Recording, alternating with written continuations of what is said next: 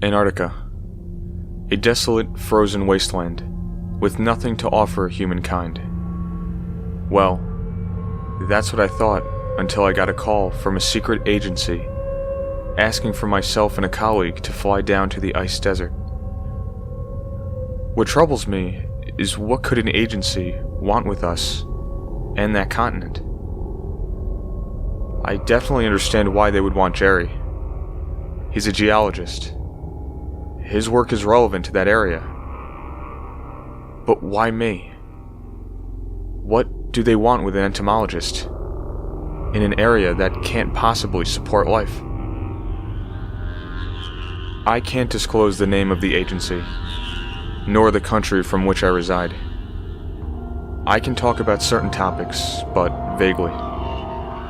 My location on this continent is even a mystery to me. It seems that I can't even be trusted with that type of information. We landed a few days ago, and were acquainted with an archaeologist named Carol. Oh, I forgot. First names are only allowed.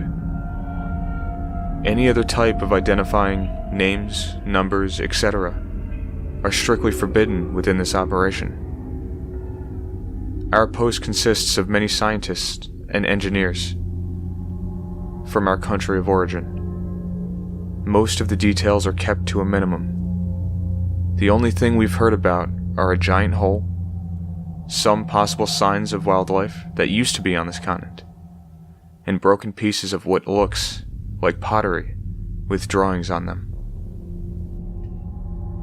I'm the only entomologist here, since the expectancy of finding significant signs of strange or new wildlife was pretty much non-existent. I was assigned to assist Carol with her work figuring out the drawings on the mysterious pieces. We spent hours trying to fit each individual piece together to make sense of the depictions. When we finally finished, the picture wasn't perfectly assembled, but we were able to make out a strange drawing of what looked to be a giant arachnid-like creature terrorizing a group of native people. "That's interesting," I exclaimed. Carol seemed a little more disturbed by the sight. "Are you okay?" I asked. She looked at me with a strange look. "I've heard of this folktale," she said, shaking. "Yeah, right. Messing with the new guy, I get it," I said. "You don't understand," she warned. "There was a group of people who lived on a large landmass that was connected to South America a long time ago. Legend says that a large monster terrorized the natives until the Star People answered their prayers. They flew down from the heavens, captured the beast within a frozen prison, and with a mighty beam of light, separated the prison from the rest of the land." I couldn't believe what I was hearing. "You really believe that stuff?" I asked. "I thought it was just a story," she answered. "But given the drawings, it seems as if the natives believed it was real." The research and findings that scientists have recently uncovered prove that different organisms did once exist on Antarctica. But a giant monster? That just seems too much for me. I thought Carol was just messing with me, so I let it go. After a long day of making sense of an unknown ancient civilization's drawings, we called it a day, and started to head back to our base. The terrain is extremely rough, so we have to use specialized traveling vehicles. We hopped in the transport and took the seemingly forever trip back. During our travel, we noticed the ground was shaking slightly, almost like a small earthquake. The tremors increased as we got closer to the base. "This shouldn't be happening," Carol said. I have to be honest, I was starting to feel a bit concerned. But we kept moving.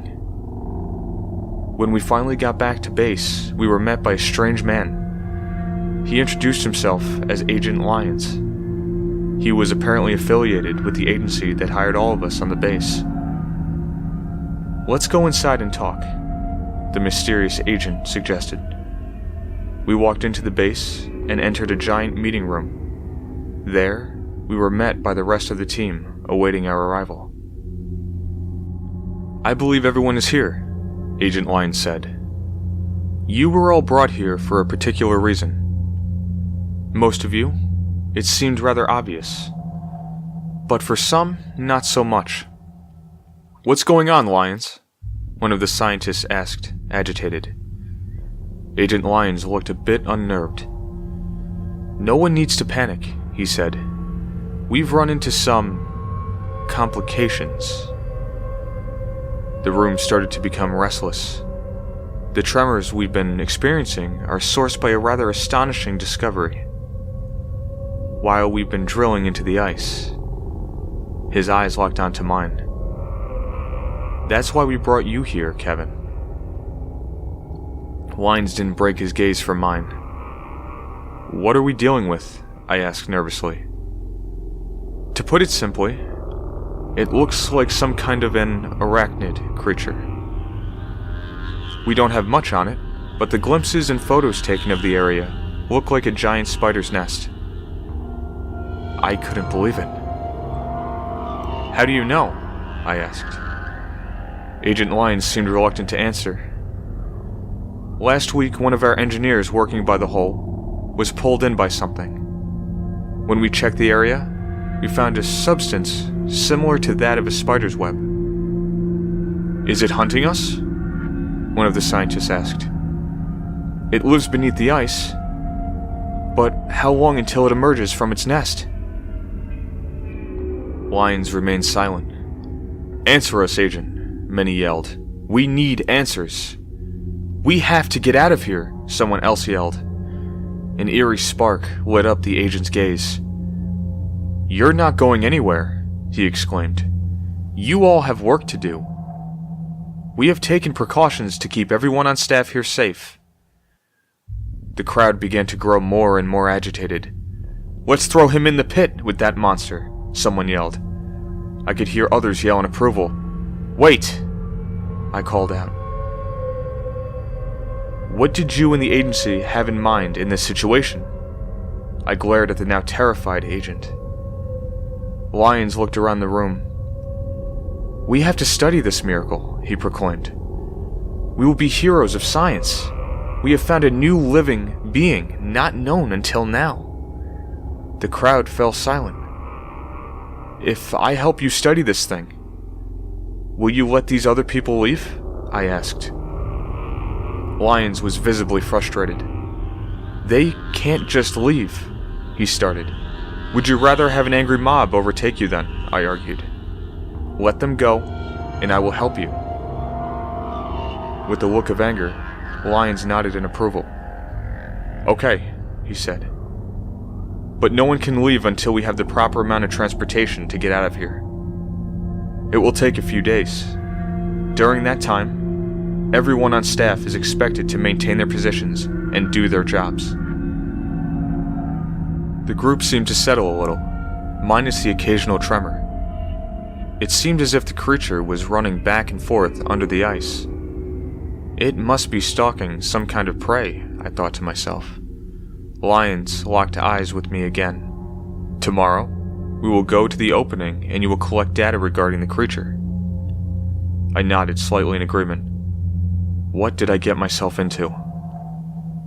I didn't sleep at all that night. The tremors ceased around daybreak, and everyone on site seemed exhausted. Lyons and I, along with a few engineers, ventured over to the giant hole in the ground. "Was this man-made?" I asked anxiously. Lyons nodded in response. There was a part of me that didn't believe him. The agency was definitely acting shady in response to the recent activity. As I neared the hole, one of the engineers warned me not to get too close. I thanked her for the concern, and edged closer to try to find any sign of the beast. I found the strange, web-like material the others were talking about. I gathered some in a small tube and continued to walk around. There was a slippery spot that I didn't notice at first. As my foot landed, My feet came out from underneath me, and I landed hard on the ground. I unintentionally yelled out in surprise. "Kevin, keep your voice down," Lyons whispered. At that moment, the largest tremor I've ever felt shook the earth, and the ice began to crack. When I came to, it was still light out. My head was pounding. "What happened?" I asked myself out loud. "Quiet," I heard someone say. It sounded like Agent Lyons. I tried to move, but I was seemingly bound. I looked at my surroundings and noticed Lyons strung up on one of the sides of the cave wall. We must have fallen from the ice cracking. "Don't make a sound." I saw him mouth the words. I looked down and finally realized I was stuck to the wall as well. "Where is it?" I mouthed back. Lyons shook his head. "That's not good," I thought to myself. The cavern was immense. The light bounced off of the frozen walls, illuminating the area. I couldn't make out any arachnid. I struggled a little, trying to break myself loose, but nothing seemed to work. Then a high-pitched screech bellowed throughout the cave. That's when I noticed 2 glowing eyes glaring right at me. Then 4. Then 8. It blended into its surroundings perfectly. The hairs on its gigantic body were snow white. This ancient creature has had so much time to adapt to its environment. I tried again to break free, but there was no budge. It started slowly moving toward us, clacking its fierce fangs together. Agent Lyons screamed, and the creature darted towards him, fangs raised. It climbed up the cave wall, grabbing him in the process. I could hear faint yelling from outside of the cave. Then I realized it was escaping. Screams echoed off of the walls. All I could do was listen. After a while, silence fell over the area. I was alone. Then I heard it. The clack, clack, clack, right above my head. There was no getting out of this alive.